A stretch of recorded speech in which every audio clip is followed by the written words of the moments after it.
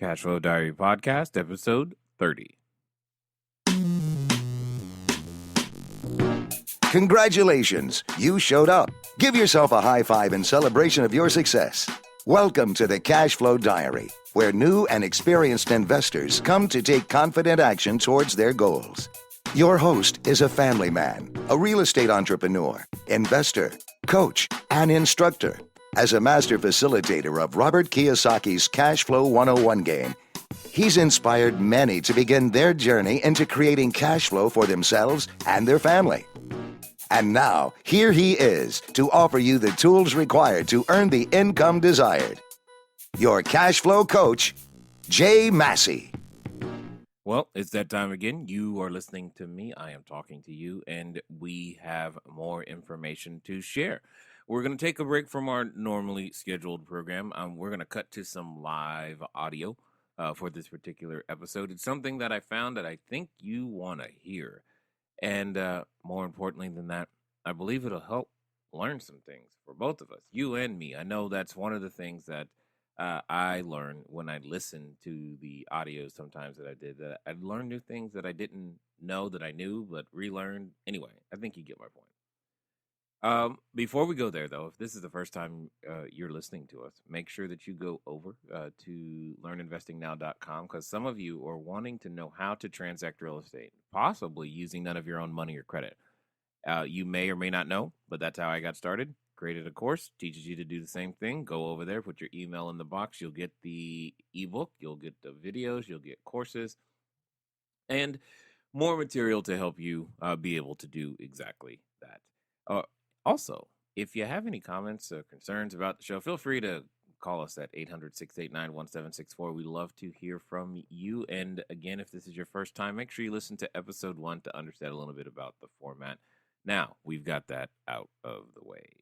All right, let's go ahead and get started with our cash quote for this particular episode. It comes to us from a source you may not recognize, but it has everything to do with what we're going to talk about and what you're going to hear. A little perspective, like a little humor, goes a long way. That comes to us from a gentleman by the name of Alan Klein. He was an American businessman, talent agent, and record label executive. He's working for Sam Cooke and created the new role of business manager, negotiating with record companies on behalf of his clients' interest. And this particular quote struck me for the following reason.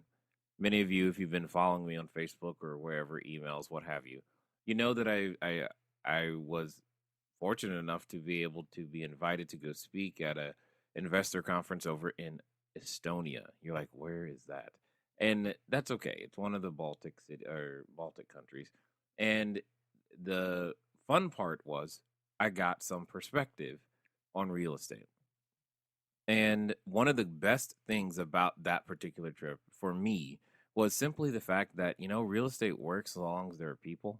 And it doesn't really matter where it is. It doesn't matter who it is. It doesn't matter the legal laws, all those things. Those are things that you can learn and find out or hire people to give you the answers to.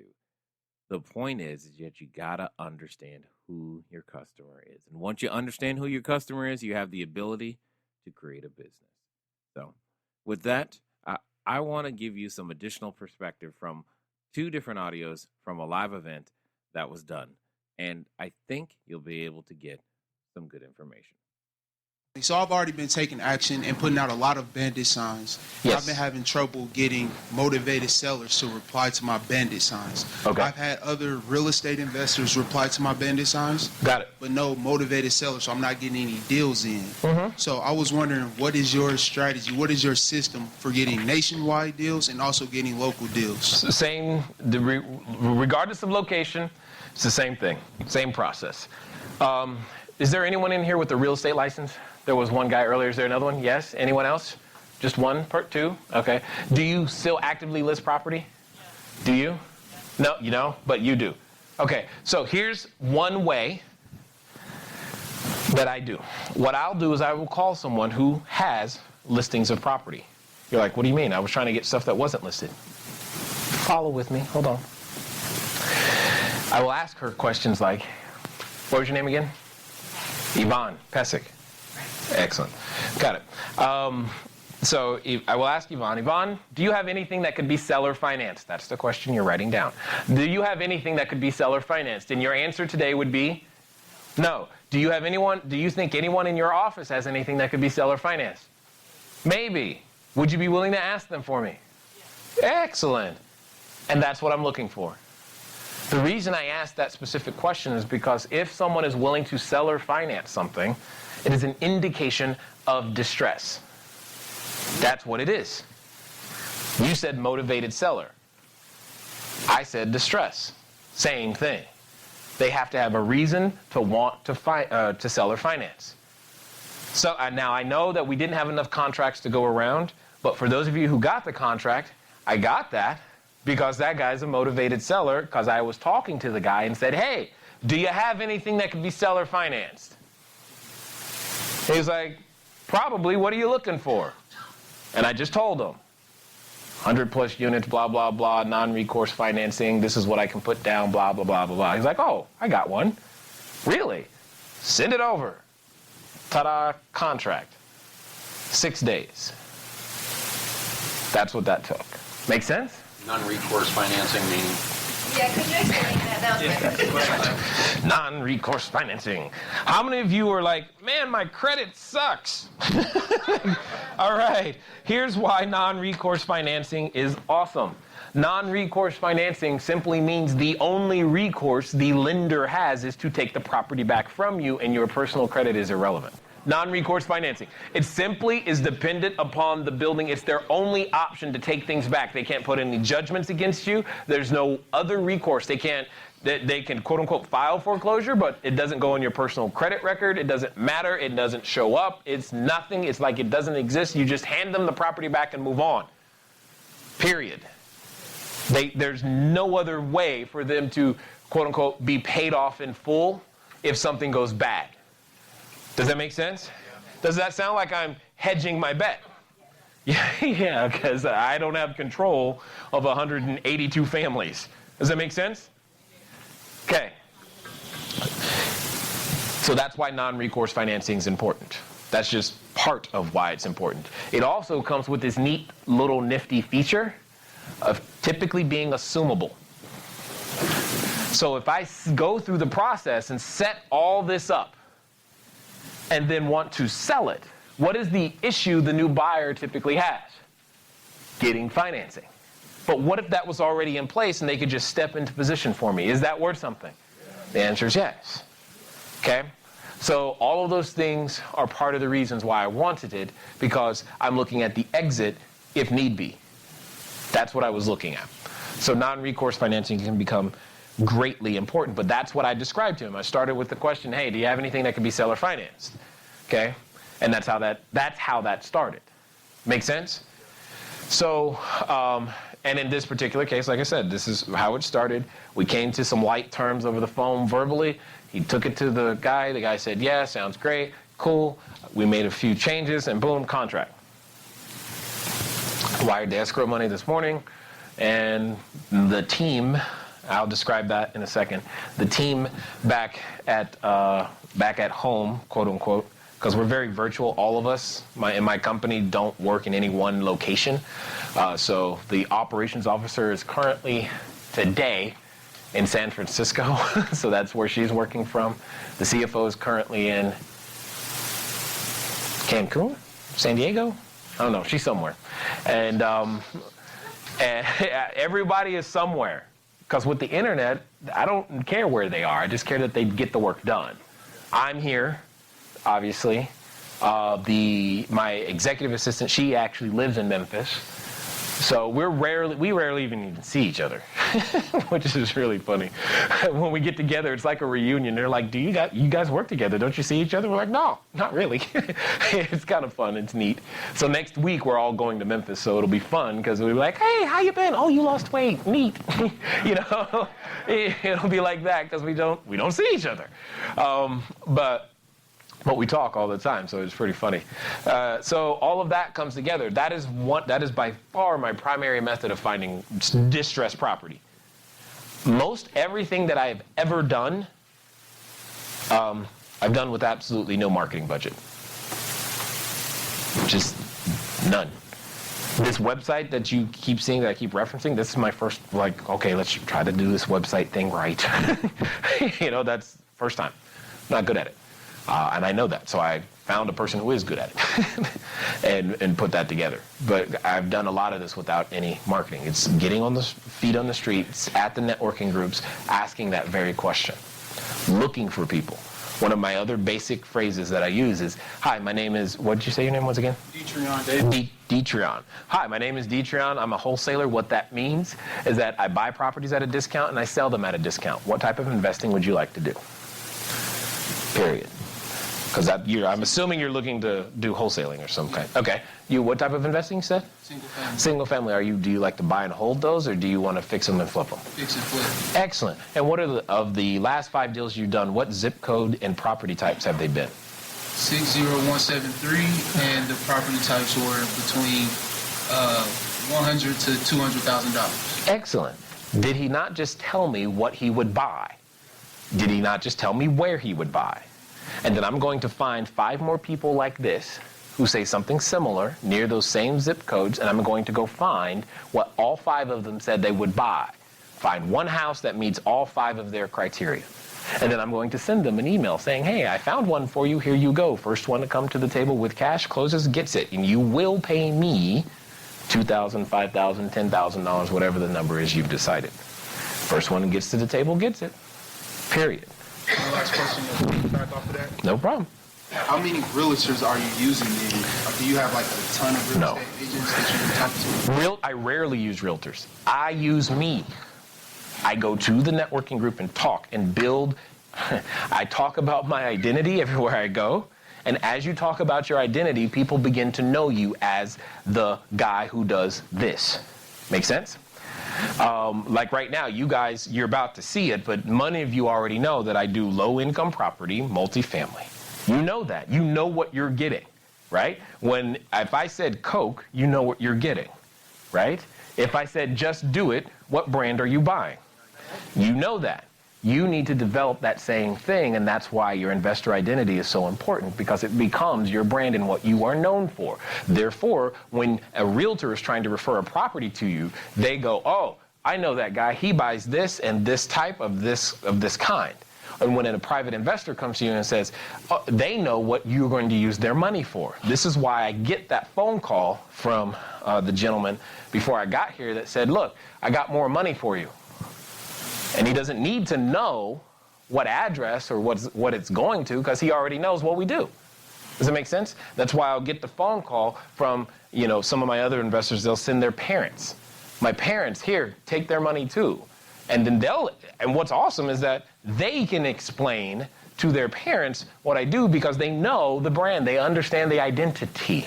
That's what your investor identity eventually becomes your brand. If you don't consistently develop that, it's hard to refer you business. It's hard for people to know what they're going to get. Some of us like certain brands and stores, like who absolutely swears up and down that I must wash my clothes with Tide. Who is it? Who are you? See, there's somebody, it's Tide. You speak cheer to her and she's going to shoot you. No, I am not using cheer. Do you not okay, no problem. How do you lock that property in, though? You got 5 people interested in a property. Oh, this is going to be good. You got 5 people interested in a property. Mm-hmm. So how do you lock that property in so that he doesn't go around you and get that property without you getting the money? Well, that's what the contract is for, right? So you get a contract. So when you find a house, you're saying you put a contract. Yeah. I'm not going to tell them that I have the house until I have a contract. If I don't have a contract, all I have is an idea. As a wholesaler, your inventory is the contract. No contract, you got nothing but an idea. Okay? It's a good idea. And you're not committed to that contract because you have either a weasel clause or a non-recourse financing, whatever. Actually, I am committed to that contract because I know I'm going to do what it takes to close. I made a promise to the seller. So this is not about trying to get out the back door. So if none of these 5 people are interested in it, I'm going to find 5 more. I'm going to do what it takes to keep my word to the seller. Period. I don't know what that may mean. I don't know how late I'll need to stay up, but I'll get it done. Because being known as the person who will close will get you deals at discounts. People will take my offer, especially in Memphis, at a different price because it will close. Period. They can have, I've seen it happen, other offers at higher prices. No, we'll take his. Why? He'll close. How do you know? Well, and then they go through the, does it make sense? It's more important. That's what's important, okay? But again, that becomes part of the brand, right? That becomes part of who you are. That's your identity. You're known as a person who closes, period. Well, you heard me mention in this particular section a marketplace. Now, I want to be very clear. Because I'm in a marketplace, that's not the reason you should be there. That's not the reason you shouldn't be there either. I'm just saying, do your own due diligence. Don't just go somewhere because you heard somebody somewhere say a particular marketplace was good. But get the lesson.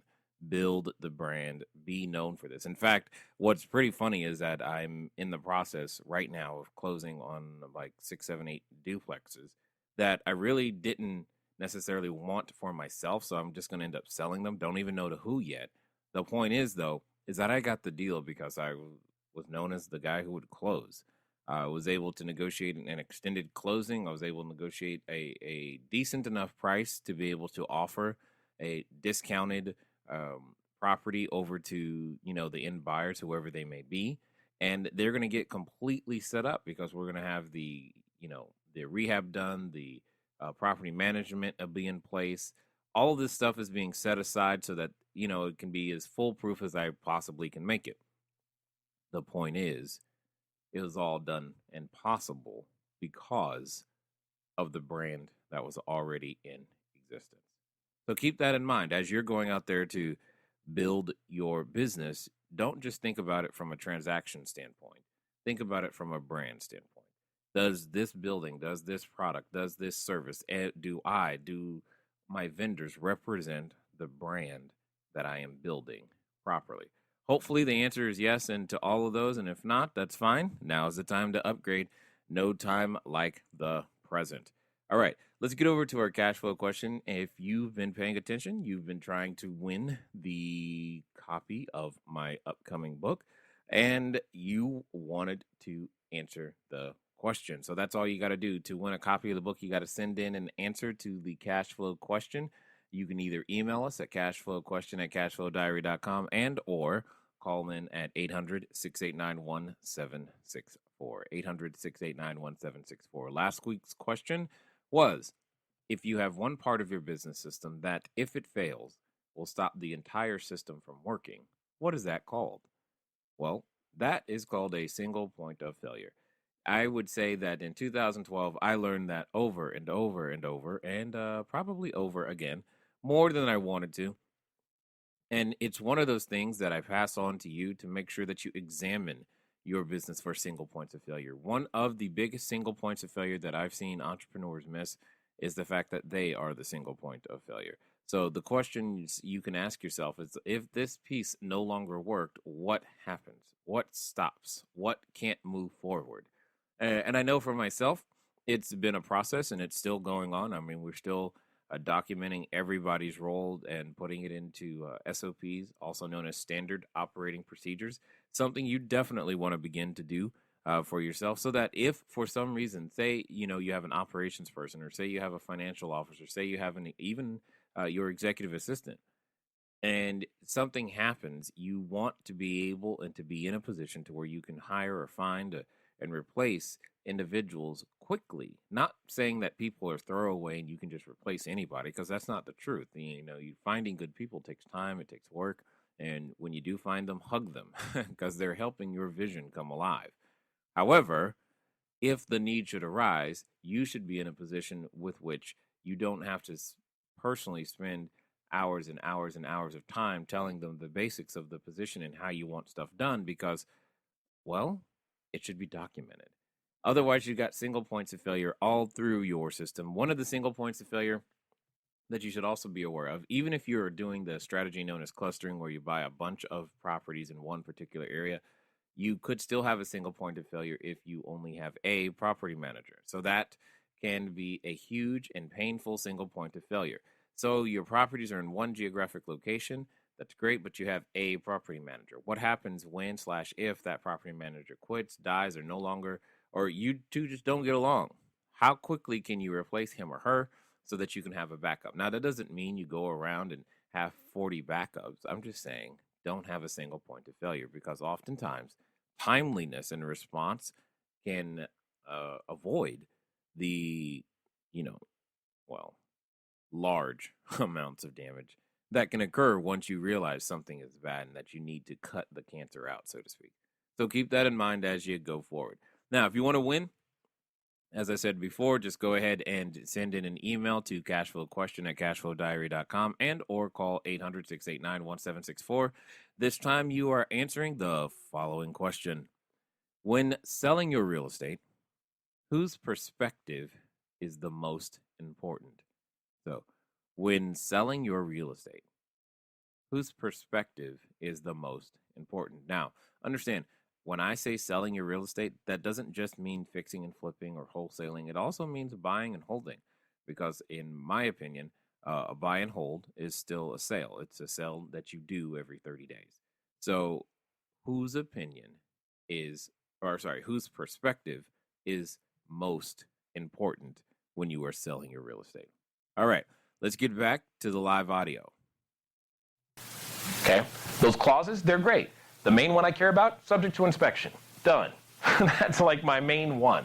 And then behind that is inspection period does not start until buyer, usually me, has received every document requested for proper due diligence. What's your rule of thumb as far as how much you make on a particular property? What do you mean? You're spinning it off. They're one of these 5 guys. I don't do that anymore. I keep them. What it was, I've made between $2,000 to $26,000 every time I did that. Just depends. But I don't. I just don't. I don't want to do the work and then sell it to someone. The last one I did was a 14-unit building. I think I get $22,000 or something. I don't know. It was just one of those rare instances where I had more deals than money. So I was like, here, take it. And they took it. It was like, great. I'm still kind of upset because that's 14 more units I could have. It's just $22,000. Yeah, whatever. Give me 14 more units of production. That's what I want. Make sense? So, I mean, I would be way too expensive to do that today. Because, say, for example, I take this particular building. You'll see tomorrow, but this particular building, I have estimates that we're paying $1.8 million. This particular building, the low-end estimate of what it'll be worth when we're done is $3.5 million. So I know that. To buy this from me today would cost a lot of money, because I have the system and resources in place to make it worth 3.6. So you'd have to sell me a really, really, really good reason for me to give that up.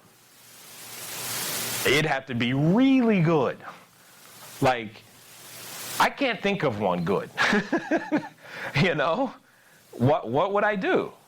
So it'd have to be really good. And I don't know what that is. So that's why I don't do that anymore. Once you realize this, a wholesaler's skill set can be so valuable. There comes a time where you're like, I'm tired of giving these people great deals. I want some for myself. That's all that's really happened in that regard. So the cool thing is, though, is because the way I started, I gained the skill set of finding the deal, right? I'd learned how to interact with people, okay? And I learned how to ask them the questions. I learned how to listen. I learned how to sell. I learned how to ask the questions to get them to tell me what their investor identity was without ever using the word investor identity or them knowing that I was doing it, right? So that I could then go find something that matched what he said he wanted. And then I gave it to him. And they're like, great, cool. And then I did it again and again and again and again and again and again and a lot, until I got tired of doing that, and I was like, well, I want something new. I need a new toy to play with. And that's what's happened. Does that make sense? Did I answer your question? So I'm not the guy who's going to tell you how to write letters and use yellow letters or postcards. Not my thing. I go talk to people. I meet you face to face. I go to a networking group. Here's the last one. This is probably my most valuable one, especially when I don't have a networking group or a person to already talk to. And it's very, very simple. You know what I do? I go somewhere and invite people to play cash flow with me. That's it. The Cash Flow 101 board game. By far, the most profitable strategy I've got. From 6 weeks from the day I play a cash flow game, I will have somebody's money. I don't know who, but it takes about 6 weeks from that day. I know this because I've done it a lot.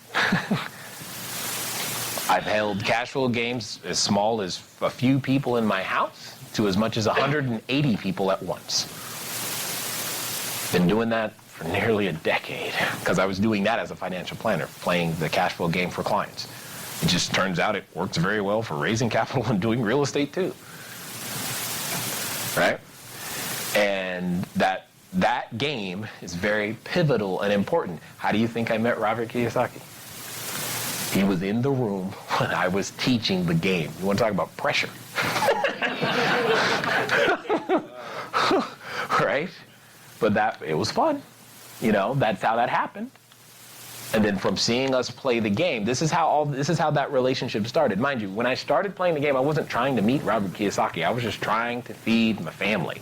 So playing the game was a way to get to people who had what I needed. Use what you have to get what you need so you can have what you want. I had a cash flow game. I knew how to teach it. That was it. And he being Robert Kiyosaki, invited my wife and I last year to go speak on stage with him in front of 4,000 people, which he then later broadcast to 90 countries. I didn't know that at the time. So now random people from Starbucks every now and again say, hey, I've seen you. I'm like, oh, hi. I know where that was. You know? But that's okay. That's the price I have to pay to make the dream I want come true. That's all right. Most of you know this, some of you don't, but I'm naturally an introverted person, and I stick to myself. I'm sure right now you probably don't believe that, but that's okay. Ask my wife, she'll tell you. You know, in a party situation, I find the darkest corner and a chair and maybe some cheese and crackers, and I'm good. I am so happy there. That's my happy place. But that doesn't get the dream done. And because it doesn't get the dream done, I need to learn new skills. Make sense? Cash flow game. Here's an idea that I challenge some people who want to get things done in 45 days or less. And other people who want to do a subdivision, and others who want to change other areas of town, is to take a cash flow board game, go to a Starbucks, because their business model is all built about the experience and staying a while. Take one other person, maybe two other people with you, sit down and play in Starbucks. See how many leads you generate.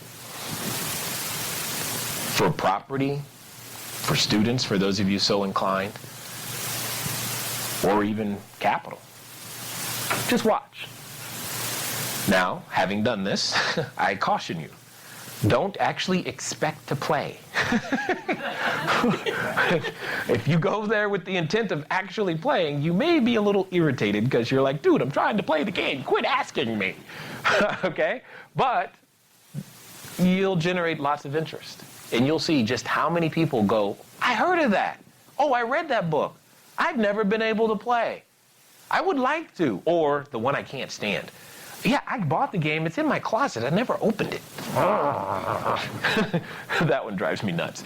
But all of those people are the very people you're looking for to execute on your strategy. Make sense? Got it. We have a question over here. Oh, whoa. Hold on.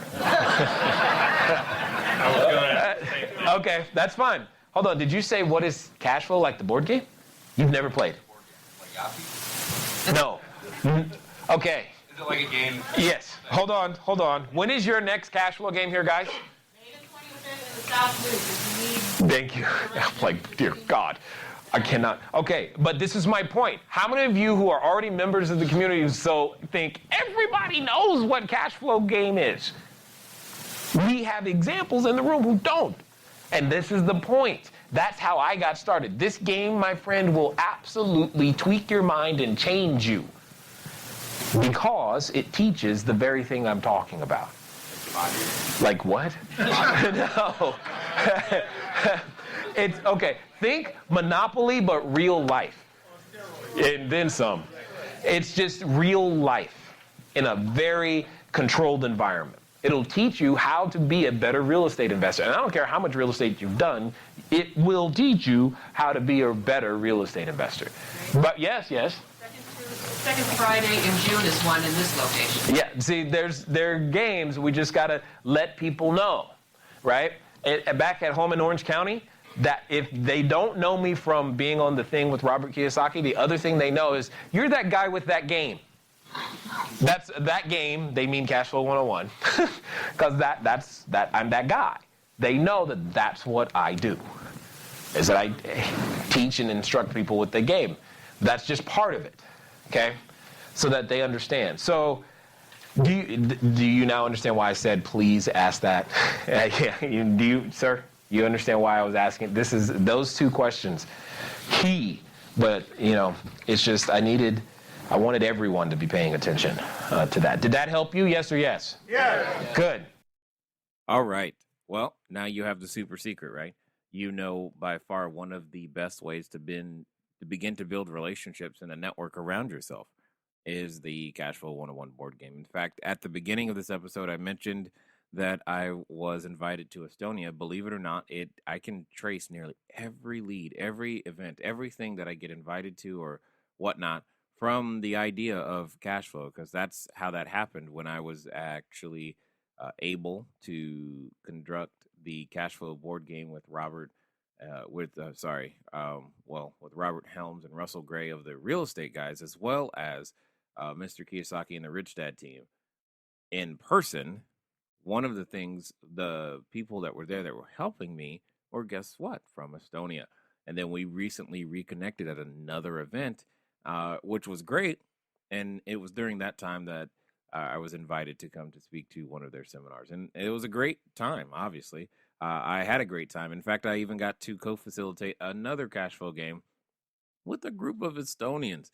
You know what's really fun? If you don't know a foreign language, but you have something in common, one of the things I learned in this particular trip was the fact that because I understood the cash flow board game and what the cards were, etc., I started to learn the language only because I was able to understand what was going on in the game. So certain words began to make more and more sense because I could see them, hear them, and I knew what they were in English because I had played it and instructed it so many times. It was a pretty neat way to learn learn a language by playing a game.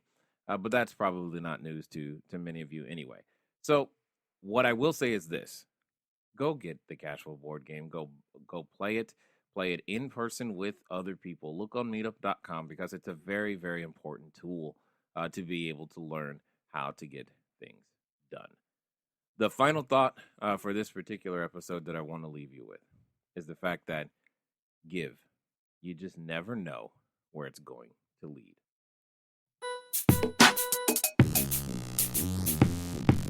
Thank you for investing your time with Jay Massey and the Cash Flow Diary. When you have a moment, please visit iTunes and leave a positive comment about the show. And go now to our website, cashflowdiary.com, to take advantage of our free business building course, Cash Flow Foundation. Gain the knowledge, understanding, and skill that will teach you how to never need a job again.